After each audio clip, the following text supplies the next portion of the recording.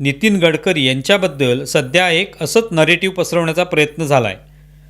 Automobile manufacturers सोसायटीच्या वार्षिक अधिवेशनात पेट्रोलमध्ये इथेनॉल मिसळण्याबाबतच्या चिंतांबद्दल बोलताना गडकरी यांनी या नरेटिव्हबद्दल सांगितलं.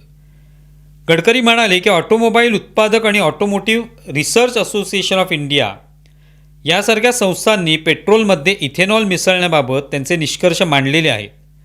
तुमचा उद्योग ज्या पद्धतीने काम करतो तसंच राजकारणही काम करतं. माझ्या विरोधात सोशल मीडियात पैसे देऊन ही मोहीम राबवण्यात आली होती.